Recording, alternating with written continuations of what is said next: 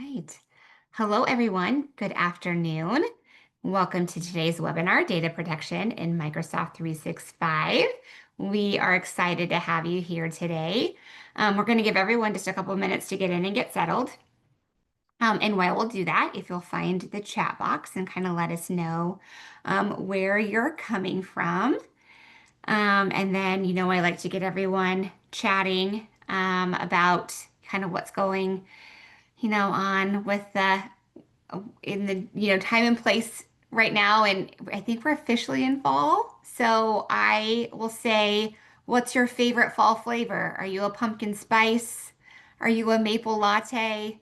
What's your favorite fall flavor? I definitely am a pumpkin spice kind of gal, but I also love butterscotch, which I think is underrated for a fall flavor.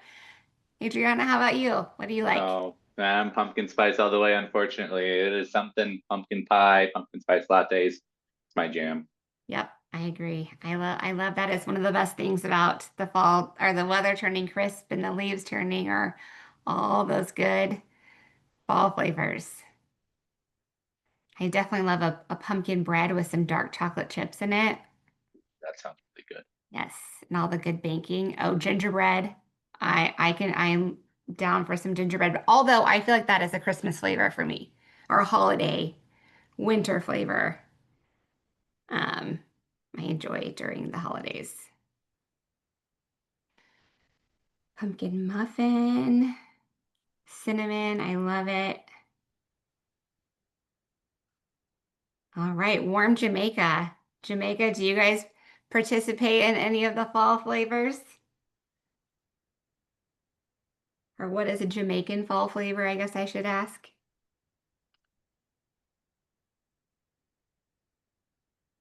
It's also the time of year for like chili and roast and all those good comfort foods too. Although it hasn't out in Kansas City, it hasn't quite been cool enough. I think we're having second summer. It's been super hot. Us two up here. It's been weird. Yeah.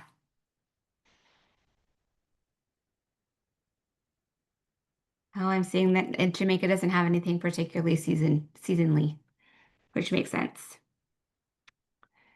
Chili is my fall food in Ohio. I love it. And cinnamon. All right. Well, it looks like we've got a pretty good audience. And so that we don't take up anyone's time, I'll go ahead and get us started. So again, thank you so much for being here today. Again, you're here for a great webinar, Data Protection in Microsoft 365. If you want to go ahead and switch to the next slide. For those of you who don't know me, I'm Jennifer Millett. I'm Vice President of Event Strategy and Partnerships here at ARMA International. And if you are a member of ARMA, thank you so much for being a part of our community and taking advantage of your membership. If you are not an ARMA member, we highly encourage you to go take a look at arma.org and see all that we have to offer. We are the largest organization for those in the information management industry. We offer all kinds of good education, coursework, and the IGP credential for those looking to really advance their career. Of course, we offer events and great ways to connect with others in your profession. So take a minute and go look at arma.org to see all that we have to offer. I can jump ahead one more. And just a month away from very near and dear to my heart, InfoCon, we will be in beautiful Phoenix, Arizona, which the weather should be perfection. We've got a really good, couple of days planned for our attendees. Everything from great hands-on workshops to traditional sessions, keynotes, a really fun expo floor, networking sessions, lots of fun. Jordan and his team will be there offering a really great pre-con workshop on Microsoft Purview Records Management. So if you want some really good hands-on training, definitely take advantage and come take part in that training. That is also offered virtually. I think the next session being available is in November. But take a look at all we have to offer. Great hands-on training, like I mentioned, great sessions to prepare you, take back to your workplaces and implement some really good best practices. Just really great training, great networking, great business partners, really fun expo floor, all kinds of good stuff. It's not to be missed. And so scan that QR code, take a look at all that we have to offer. Lots of really good stuff and Adriano and his team will be there joining us for all the action in Phoenix. All right, we can skip on forward. And then, of course, we are always trying to bring you the newest, latest, and greatest and keeping you up to date with webinars, trying to offer at least one, if not two per week. So this is what's coming um, up in our webinar series. So you can also scan that QR code or go to ARMA's website and look at our calendar to sign up straight from there to fill your week with all kinds of good education opportunities. And on to the next. Just a few housekeeping opportunities for you. We like to keep the questions in the Q&A box. So if you've got a question for Adriano today, make sure that goes into the Q&A box. That way we can keep track of it and it doesn't get lost in the chat box, which we've been using to find out your favorite fall flavors. So if you hear something you like, you want to add to your experience or add a comment, please keep that chat going in the chat box. We love to hear your comments and keep the conversation and the engagement going lively there. But if you have a question specifically for Adriano, please put that in the Q&A box so we can make sure that that gets to him, and then keep your, your comments and your experience in the chat box. Or if you hear something that you really love, give a thumbs up and applause, a smiley face or whatever with the reactions. We also love to see those. So that is a little housekeeping for you. And then on to the next. Of course, always our frequently asked questions. Will you get a copy of the slides and access to the recording?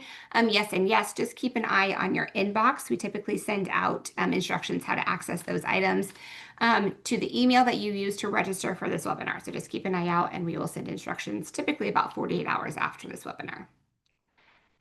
And last but not least, thank you so much to Cadence Solutions for their support of the ARMA community, one of our very best partners, and not only just a business partner and a sponsor, but our training partner as well. So thank you so much to Cadence for bringing us great content and then also providing that Microsoft training for us. So we hope that when you're considering products and services for your organization, you consider those who support you, like Cadence Solutions. So with that, I'm going to turn it over to Adriana Marini to give you today's content.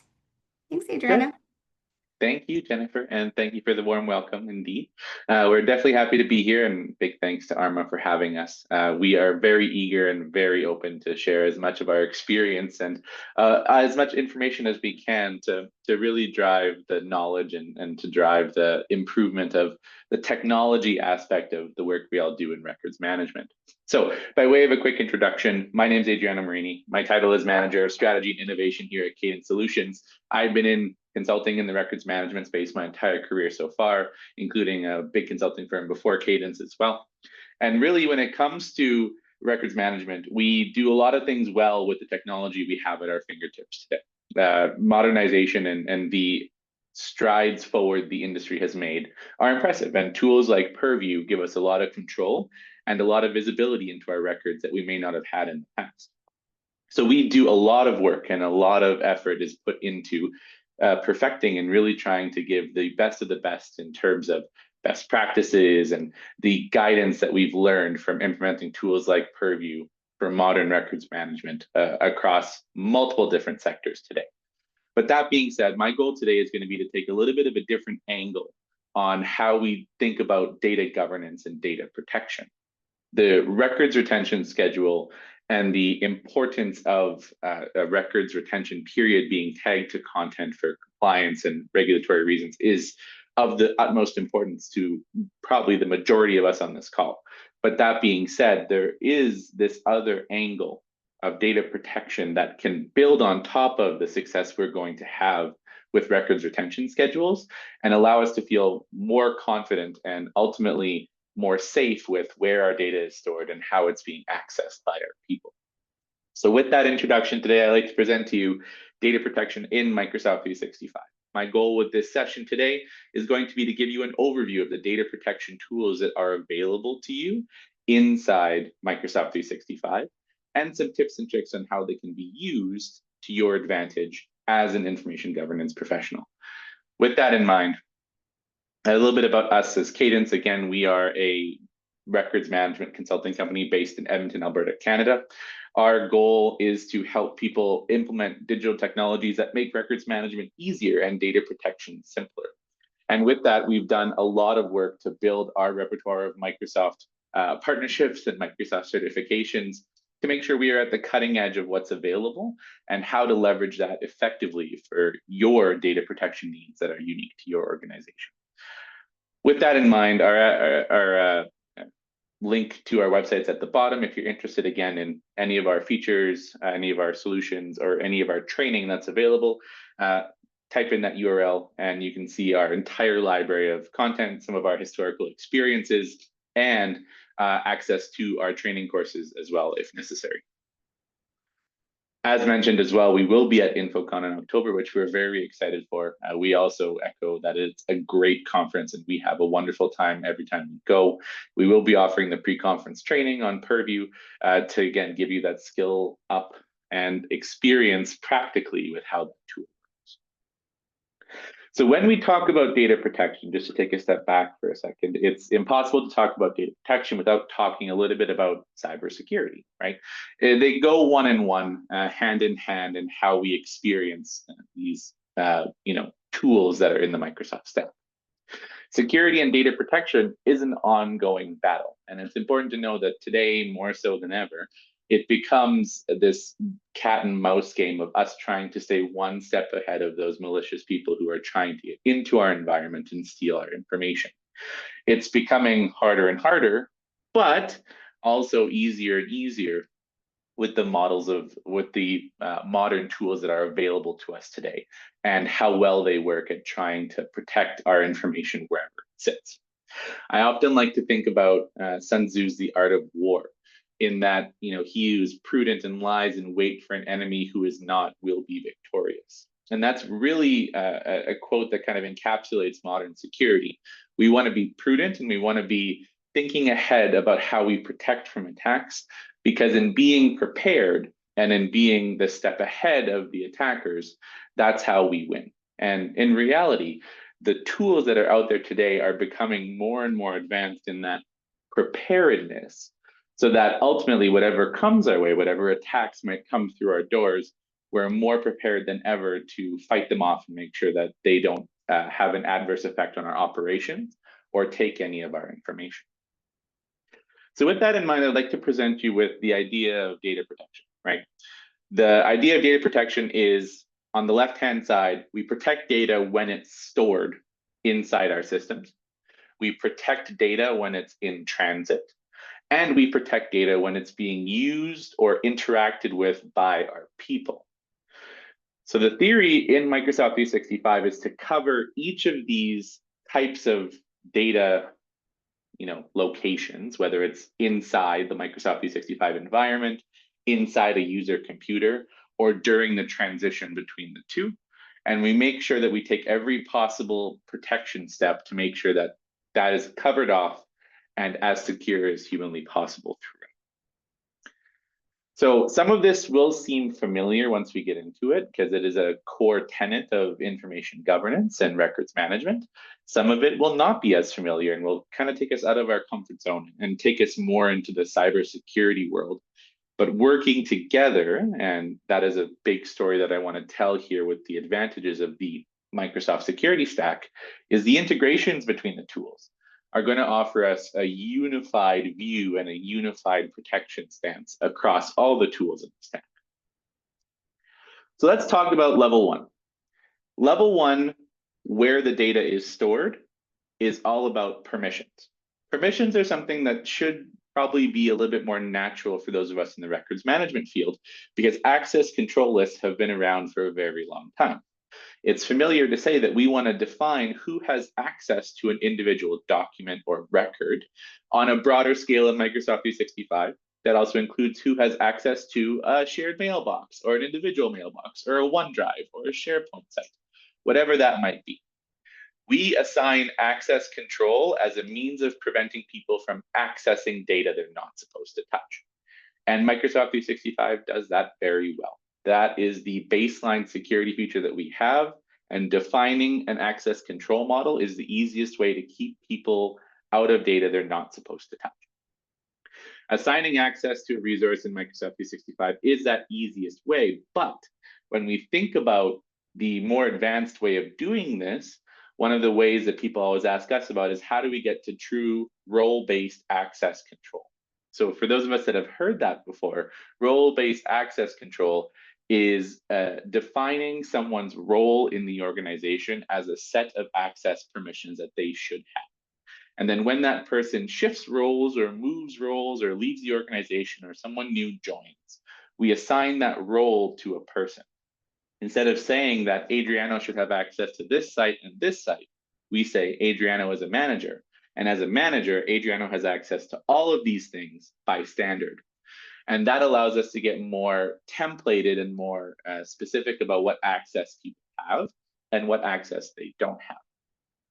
One thing I do want to note though is Microsoft 365 and specifically SharePoint, the share component of SharePoint, allows people to override permissions quite easily by clicking the share button and saying, hey, I want to share my Word document with Jennifer from ARMA because we need to collaborate on something. I can send a link directly and ultimately negate the permissions model that was put into place.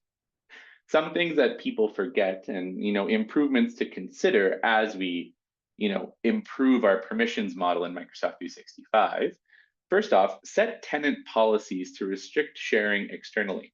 What that means is that there are tenant-wide policies that we can set to say that if I try to click share and I say I want to share with Jennifer at ARMA, because I'm not part of the ARMA organization, I can't do that either without permission or just not do that at all.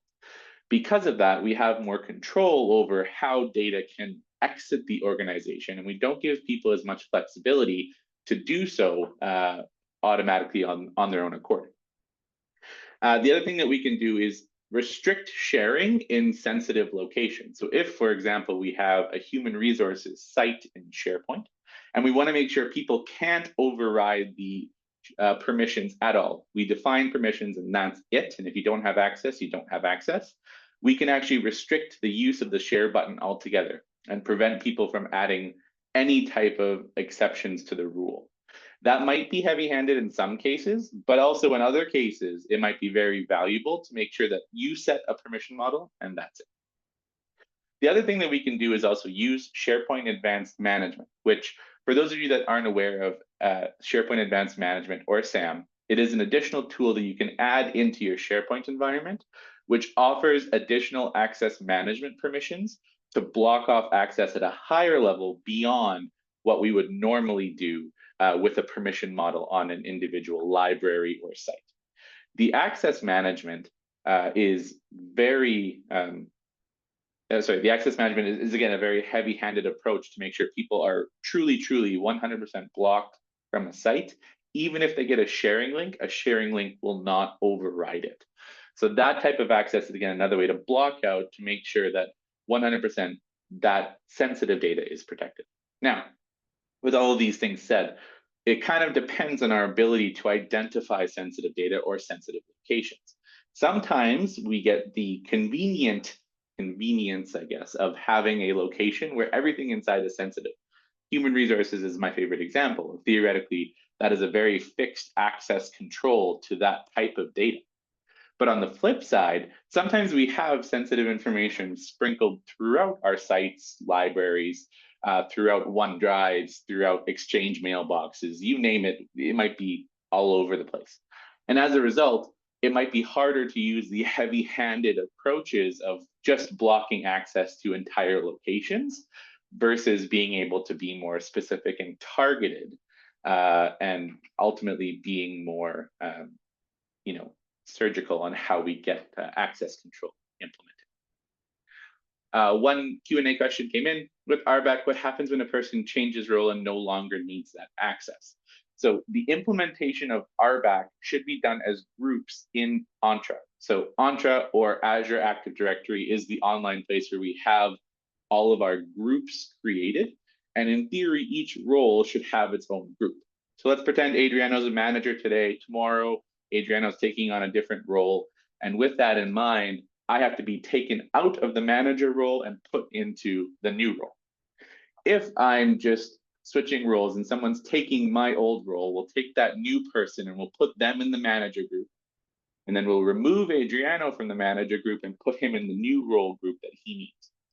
That old group stays as is because it still has the access that it needs, and the new person is going to inherit that access. But Adriano's permissions are going to upgrade to the new group as a result of that being changed. If my role is changing and my old role is being destroyed, we no longer need that access profile at all. We could, in theory, retire that group and just leave it empty or delete it altogether. The concern with that, though, is without a proper dependency analysis to make sure there's nothing depending on that group existing, that could be dangerous. But the analysis should be relatively simple if you want to clean it up and get rid of it because that role no longer exists. Hopefully that answered your question. And if it didn't, please feel free to add another question to the Q&A, and I'm happy to clarify it.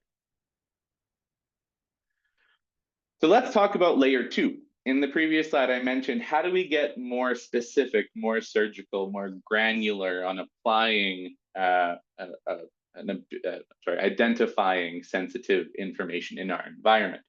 Sensitivity labels are the answer inside Microsoft Purview. So Purview sensitivity labels are these really, really great feature-rich pieces of metadata that attach to different types of content throughout the environment. As an example, you can attach a sensitivity label to an email, to a document in SharePoint or OneDrive, or even to a Teams meeting if you really wanted to. Sensitivity labeling is becoming more and more widespread inside Microsoft 365. Defining and having sensitivity labels available is extremely valuable for a lot of reasons, both from a governance perspective and even from a user perspective. People that, at least in our experience, we find that people that have sensitivity labels available to apply tend to do it because they appreciate the ability to mark the content they're working on as sensitive and have it recognized as such in the environment. For those of you that are worried about licensing, if you have E3 licensing today, you can still set up sensitivity labels. The only difference is that people have to either manually put the sensitivity label on content, or you can apply them through PowerShell automatically. If you have an E5 license, you have the ability to use what's called auto-apply policies, which allow you to get a little bit more intelligent about how you find and label sensitive information in your environment. One way that we always find is the easiest is to use metadata and what's called KQL or custom query language queries to apply the sensitivity label onto the information automatically. The other way that we always find success with as well is location-based defaults. So if, again, you're in an HR site, the location-based default will always be the human resources sensitivity label, which will apply to any new content uploaded into that site. When you're talking about sensitivity labels, there are a couple best practices that I want to review, because in order to use these effectively and properly, thinking about the best practices is going to make your experience much easier and allow you to take advantage of some of the more advanced features that are available. First off, you can set up automated content marking. So what that means is that if something is considered sensitive, it becomes marked either with a footer, a header, or even a watermark in Office documents to let people know that this is sensitive. That can apply to emails or to Word documents, Excel documents, PowerPoints, whatever that is. That content marking gives people a visual indicator, and even if it makes it out of the organization, gives people a very specific knowledge that that's a sensitive document. The other thing you can do, which I find extremely valuable, is you can lock down documents with sensitivity labels. So with that in mind, let's again use the HR example. I'm going to keep coming back to this because it's something that's very common for people. We can set up an HR group and say, hey, look, if it's marked with an HR sensitivity label, only people with the HR group should have access to that content. So that means even if that document is shared, even if they have access to the location, or even if they, for some other way, get access to that content, if they're not in that group, they are automatically restricted access blanket across the environment. It allows us to have essentially a second level of permissions protection on top of content. So this is where those layers come in, right? We have the original layer of just a permission model, but then we can do extra protection through permissions granted by a sensitivity label. The sensitivity label is also our key to prevent content from being indexed by Copilot. So if we have sensitive information that we don't want to make it into Copilot or make it available to Copilot, by tagging it with a sensitivity label, we can then use the access control feature to prevent indexing by Copilot. And that is respected by Copilot itself, where we can tell Copilot, you do not have permission to access anything with this label. And as a result, it restricts that sensitive content from ever being indexed. And the fourth thing that we can do, and this is just a general best practice recommendation, is you can set it up so people are unable to remove a sensitivity label from a document. And with that in mind, with that set up, we durably mark content as sensitive and prevent people from skirting the rules by unmarking it and then sharing it to someone who shouldn't have access.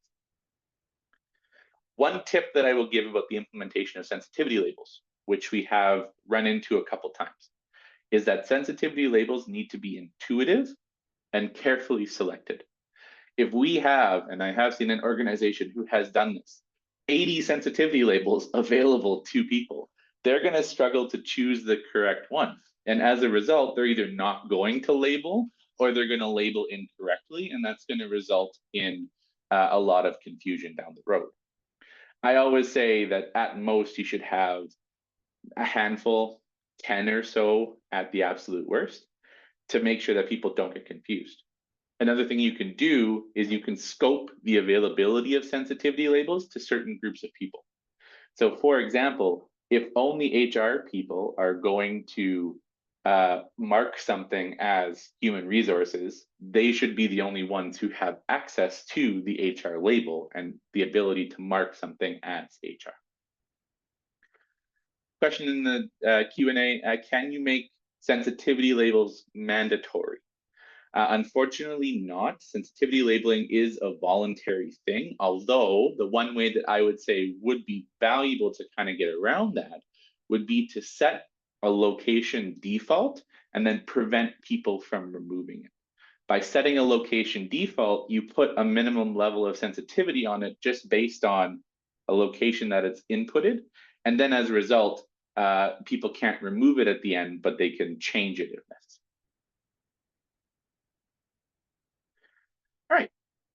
Next up, we get to level 3, and this is where we start to blur the lines into the world of cybersecurity. So when we think about the different areas in the Microsoft 365 stack where data is stored, Exchange, OneDrive, Teams, SharePoint, etc., we get the ability to apply what's called Defender for Cloud Apps on top of that location. Microsoft Defender is the security solution offered by Microsoft, and there are two products that we are focused on. Defender for Office 365 and Defender for Cloud Apps. Together, they apply security protection to these locations and make sure that people are either restricted from doing things they're not supposed to do or are monitored for bad behavior to make sure that they aren't doing things that go beyond your policy or beyond the scope. It also does really good at identifying and remediating external threats. So if somehow, for some reason, a piece of content made it in your environment that has a virus inside of it, some sort of malware inside of it, Defender for Cloud Apps is going to help protect you against that impacting your environment and impacting the content inside your environment. The two pieces which are important and kind of highlighted in that second point are the mix of user behavior and content in your environment that are both contributing to the risk to your data that's in the environment. So with that in mind, Defender kind of covers both angles to make sure that your people are not making decisions that are against your policies or that may be accidentally bad or purposefully bad. And the content that's being pushed into your environment does not contain anything that could damage your environment as well. Defender for Office 365 is available with O365 E5 and M365 E5, And Defender for Cloud Apps comes with E5 or the E5 security add-on. So if you have E5 and you don't have this turned on, you're actually missing a very important feature that you have available to you. This level of protection obviously will need some investment from IT to get set up or cybersecurity to get set up. And as a result, this may not have been thought about in the past. But it's definitely good to take back to your colleagues and make sure we have that discussion. Are we using this tool or something similar to make sure that we are protecting the content from threats, both internal and external? So again, an improvement to consider if it's not already on, make sure if you have that licensing available to you that you are utilizing. The other thing that I find really cool is you can actually take Defender for Cloud Apps and connect it to your sensitivity labels. Now back to those layers, we're going to actually stack them up. When you have Defender for Cloud Apps running, referencing the sensitivity labels, you can actually trigger additional actions based on actions on sensitive content. So you can have more restrictive policies or more stringent monitoring of those files to see if people are taking actions, again, they shouldn't be taking, or see if there's something impacting the safety of those files that you know are sensitive. One thing that I'll talk about at the end of this presentation is Microsoft Sentinel. So Microsoft Sentinel is a data aggregator for all of your security information. And later on, I'll talk about how we can use data from Defender in Sentinel to help identify patterns of behavior that may be risky and need to be remediated before they could cause issues. All right. So now let's talk about the in-transit piece. What we define as in-transit is someone interacting with the documents that are stored in the Microsoft 365 stack. Anytime someone pops up a document from SharePoint or downloads a document from SharePoint, that content is traveling over the internet. The good news is the default security is always in place.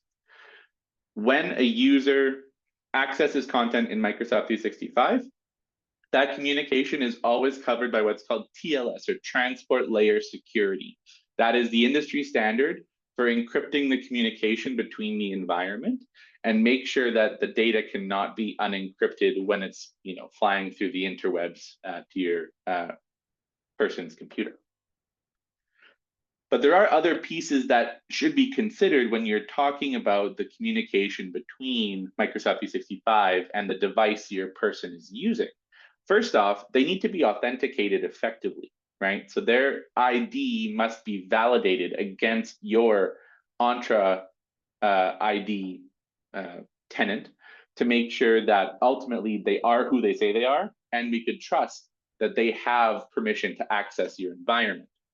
One super important tip that we say to all of our clients is if you do not have multi-factor authentication turned on, or it's not working effectively, that is a big risk. And you should seriously consider working on getting multi-factor authentication enabled quickly so that you can take advantage of that trusted connection and authentication that needs to happen before someone gets into your environment. But the other thing that you should also consider is even though the person authenticates as Adriano, are they actually Adriano and are they using a device on a safe network? There's definitely more things to consider than just is the person who they say they are. One of the things that I always worry about and I'm very cautious about with my work laptop is when I connect to public Wi-Fi. People may not always consider that if you're at Starbucks working, that network is actually highly unsecure. And using sensitive data on that network is actually putting that data at risk with everyone else in the environment. So with that, we want to look at network health and even device health as questions of should someone be able to access our environment. So one thing that we always recommend to our clients is that you should consider setting up what's called conditional access policies. So conditional access policies are driven by network and device variables to allow people access to your environment if they meet the basic criteria. So what that might mean is that I need everyone who is accessing my environment to be on a Cadence Solutions laptop. and I need them to not be on a public Wi-Fi network. Those simple checks in the background can help validate that we know who's entering our environment and how they are entering our environment. And we can trust them that they are using approved ways of working with our data. The second layer of this can also be what's called DLP policies. So for those of you that have worked with Purview before, one of the features in Purview is called data loss prevention, or DLP. Data loss prevention sets rules in place to prevent people from removing data from your environment under certain circumstances. One of the best ways that we like to set up DLP policies is if a data has a sensitivity label above a certain level, we do not allow people to send it via email or send it via Teams or send it anywhere outside of our environment. So they might be able to bring it to their laptop, but the minute they try to put it on a USB drive or send it to their Gmail or something like that, they get an alert that says, no, you cannot do that. It is sensitive information, and that contravenes our data loss prevention policy, and therefore they are blocked. So we can verify, again, just to summarize, that they are on an approved device, on an approved network, and not trying to get data out of our control and outside of our trusted environment. The third thing we always recommend is consider how you need to collaborate with people outside of your organization. Federation is a great way to build trust with the people you work with commonly. So for example, we work with ARMA a lot. We're probably going to federate with ARMA to make sure that we can communicate easier and not have blockages between us, because we know that ARMA is a partner of ours and we're going to work with them pretty consistently. And we trust that their security is up to speed. With that in mind, you can also add individual users who you also collaborate with a lot and allow people to share with them, because again, we trust them and we're building that relationship in a more strong way. And this is in the converse to allowing external sharing with anyone. If we control who we external share with, we're protecting the approved secondary areas to which our data can get to outside of our tenant. So one question in the Q&A right now is, can any user assign a label or only specific ones? That is up to you, and that is how you set up your sensitivity labels. You can set it up so every user in your environment has access to the full list of sensitivity labels, or we can set it up where only certain users have access to all the sensitivity labels and the other users only have a subset, or we can make it where only certain users can put sensitivity labels onto documents, which means that people will be able to access documents, but they won't be able to shift, change, or add a sensitivity label if one is not already on it. So you have that complete flexibility of how they are made available and how they are going to be used by your people in the environment. Right. Oh, another question. Do you have any suggestions in a post-secondary environment for sharing with external collaborators? Post-secondary does get a bit more complex because you are going to have a lot of external collaborators, and it's probably not feasible to federate every single tenant or to trust every single individual person you're collaborating with. One of the ways that I've seen a post-secondary institution do this in the past is set up sites that are specifically designed for external sharing to make sure that people can use them as drop zones to put content in and then use those to share outside of the environment. Sometimes that might get a little bit cumbersome for users.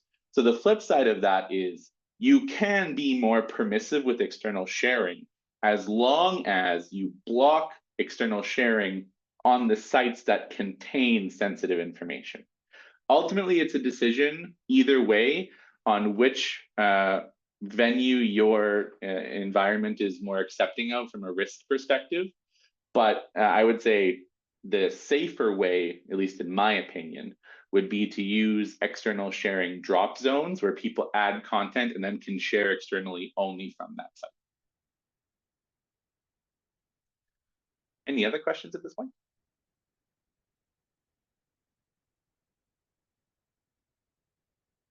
Okay. All right, so now let's talk about with your people. So there are a lot of cybersecurity professionals who will probably tell you that your biggest, weakest link is your people when it comes to the protection of your information. And sometimes that can be true.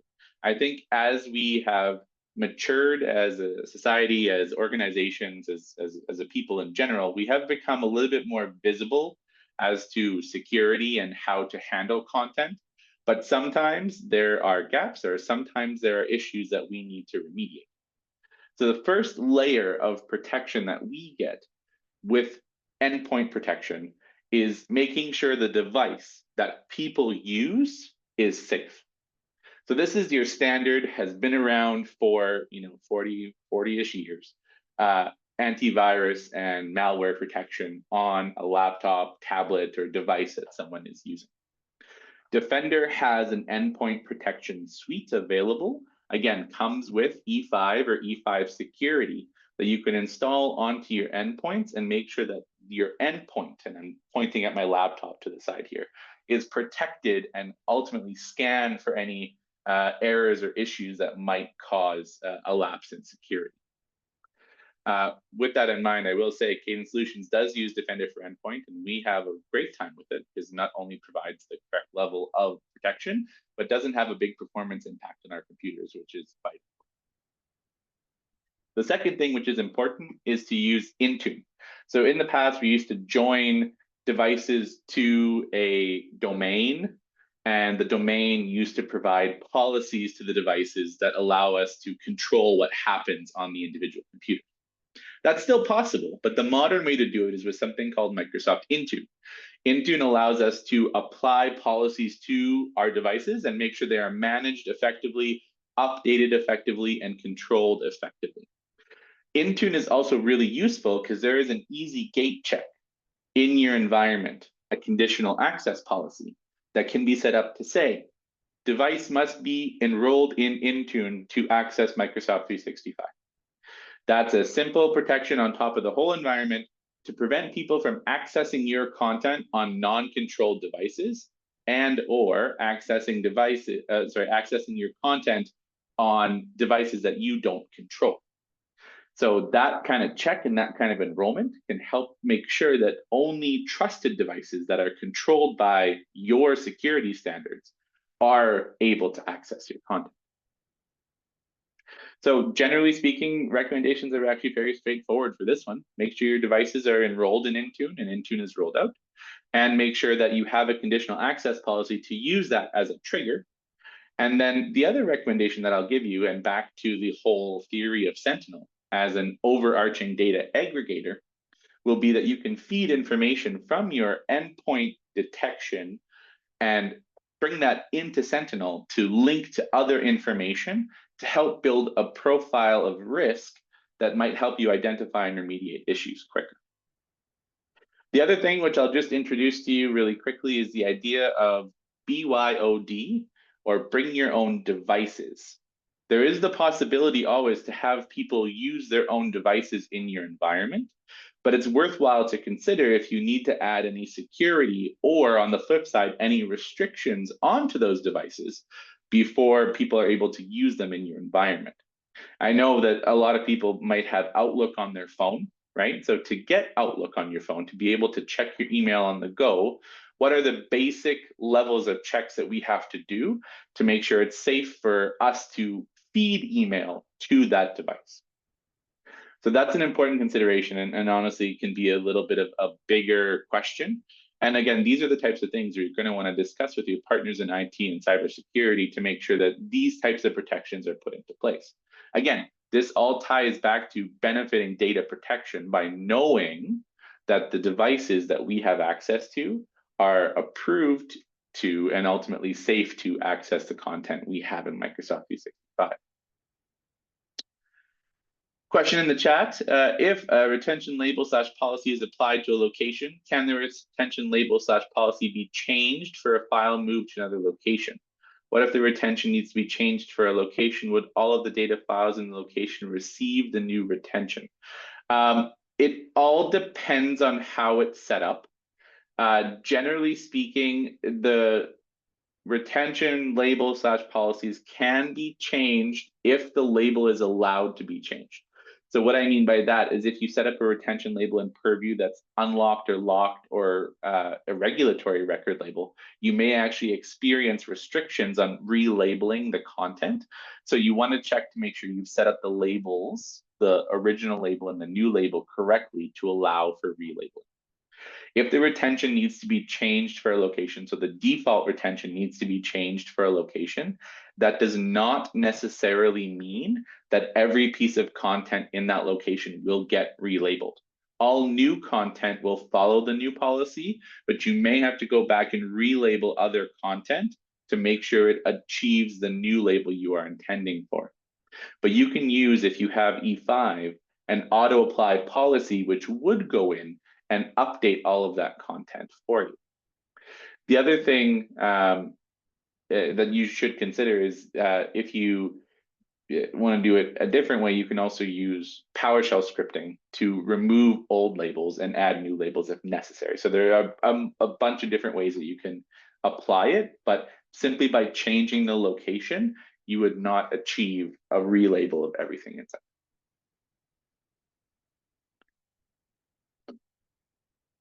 Any other questions at this point? All good? Okay.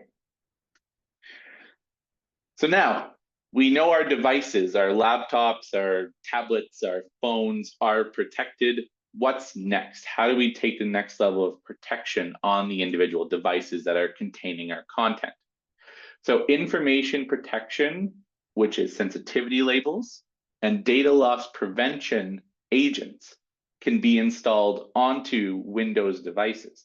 What that means is that we can actually do advanced sensitivity labeling of content stored on devices, on file shares, on different locations local to our computers outside of Microsoft 365.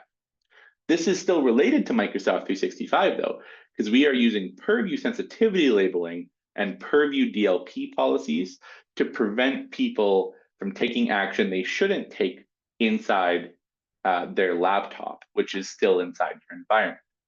Just as an example of how this might work, let's pretend that you have, I'm going to use HR again. I'm sorry if you're tired of hearing me talk about HR. You have an HR file, which is a compensation letter. That letter by someone is downloaded to their local device. And the intent, malicious, is to send that to someone external to the organization who probably shouldn't have access to it. By downloading that file from SharePoint, it carries the sensitivity label with it to the local computer. The information protection scanner and agent locally will let us enforce that sensitivity label at the local level. Now, when someone goes into Outlook, starts up a new email, attaches that file, and types in an external address, they're going to see an error.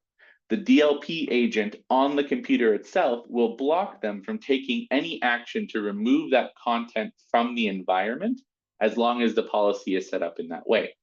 So what that will mean is even if they have a copy local, it's not really a local copy.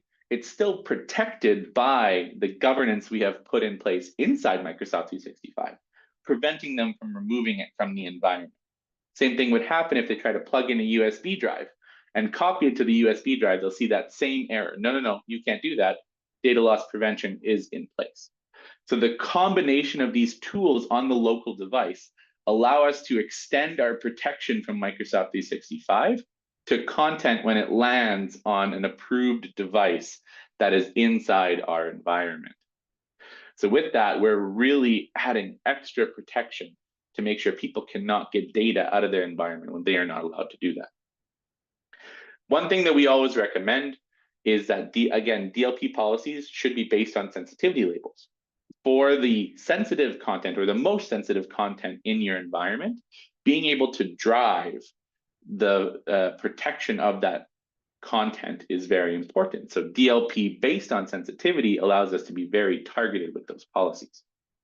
You can also use sensitive information types, which are automated classifiers, to apply sensitivity labels to content automatically to make sure if it detects something like, for example, a credit card number, a sensitivity label is applied automatically on top of that, and make sure that it is protected by sensitivity labels automatically. So now to talk broadly, and this is not the third layer, this is just an overarching thought about how issues pop up. When I said before, your people are your weakest link, that holds true again and again. But there are now tools that allow us to do behavioral type analytics on people to make sure that we can identify patterns of bad behavior and remediate risks before they become an issue. Inside Purview, there is now a tool called Insider Risk Management. Essentially, it takes the audit logs from what people are doing in the environment and looks for patterns of behavior that might indicate that someone is compromised, or someone is being malicious, or someone is just not knowledgeable about how to properly handle information. Each of those problems is very different, and each of those problems has a different remediation. But the signals that come from this tool will help us identify people who maybe need an additional set of eyes on them or additional help to do things in the most effective way. We can also use insider risk management, or IRM, risk levels to drive more restrictive DLP policies. It all comes back to DLP at the end of the day, because data loss prevention is how we prevent losing our data out of our environment. So by saying anyone with a level high on an insider risk management risk level should not be able to take these actions, we then restrict them further to make sure that either by not knowing the proper behavior or by being malicious, they're suddenly unable to do that. Another layer of this type of behavior analytics is communications compliance. So that's another purview feature that allows us to get flags or alerts if someone is saying things they shouldn't say in Teams that might indicate they're being malicious, or in emails that might indicate that they're, plotting to exfiltrate data or something like that. Communications compliance seems a little big brothery, but ultimately it helps find messages or content or communications that might indicate that someone is doing something with data that they should not be doing. Those can contribute to an increasing risk level in insider risk management to make sure that we ultimately have that wholesome picture of who that user is and their behavior. One tip that we have is your corporate acceptable use policies should provide examples of the specific actions that people should or should not do with data for protection. So now with closing thoughts, advanced threat detection comes from being able to correlate data together. Correlation and understanding diverse sets of data can be complex. One tool that's available to help us with that is Security Copilot. Security Copilot is a chat agent which you can ask questions to, and it will use your security data to generate results and give you an insight into your information. The other way to do that, as I mentioned before, is a SIEM, a security information and event management tool, one of which is Microsoft Sentinel. Sentinel is designed to take data from a bunch of different places, from different angles of Defender, from Purview, from other tools you might have in your environment, and consolidate it into one dashboard. So you can see an overall picture of how you're doing with data protection and any risks that you might need to remediate to make sure your data stays where it needs to be and is protected where it is stored. And the other thing that I want to note is that if you're not 100% in the Microsoft environment for your security stack, it's still worthwhile to have conversations with your partners in IT and cybersecurity to understand how you can use different components of the Microsoft stack to improve your security standing overall. So in summary, my goal today was to share best practices on what's new and what's evolving and what we've seen in the industry on how to use the Microsoft security stack effectively. And sometimes those changes and those recommendations may not be so obvious when you think about how these tools are structured or the basics of how they work. The other thing we wanted to do is bring up these tools as a kind of a flag where if you have Microsoft 365 E5, you have all these great tools available to you. And if you're not taking advantage of them, it's worthwhile to have a conversation again with your partners and in IT and cybersecurity and take it from a records management data protection lens to make sure they understand that this is not just a problem for cybersecurity. This is also an evolving problem for records management and information management because the governance of that data relies on it being stored securely. And that's kind of the third point. Expand your mindset beyond just the retention schedule. Modern data protection and modern information governance requires an assurance that we know it's being stored in a compliant, secure way, and then can be managed with the appropriate tools to handle retention, disposition, and ultimately any other steps that might be in your process from there. So with that in mind, if you're ever curious about any more of these tools or want to get a little bit more deep understanding of how these tools work, feel free to reach out. We're happy to take this from a records angle and show you how data protection can actually further your information governance journey inside your environment. So with that, I will pause there and open for any questions that we might have, either in the Q&A, or if you feel bold and want to come off mute, I'm totally open to that too. All right. If anyone would like to raise their hand and come on live and ask a question, I will allow you to unmute and come on. All right. It looks like we have somebody. All right. Okay. Misty, I have allowed you to, you just have to unmute your audio and you should be able to come on and ask your question. Okay, can you hear me? We can. Okay. So I work in a local government, a city government, and we are very limited in the tools we have. Like we don't have purview yet. We are trying to build toward that. In lieu of actually having access to that software, what do you recommend we begin with to help us get ready for that? Great question. And the transformation is going to be a journey, right? It's not going to be a turn it on and it works. And not going to lie, I don't know if there's any cyber people on the phone, but sometimes people who are very focused from the cyber angle think turn on Purview and suddenly it's going to work for us in exactly the way we want it to. And that's kind of a fallacy because Purview and generally, as we all know, information governance is much more complex than that.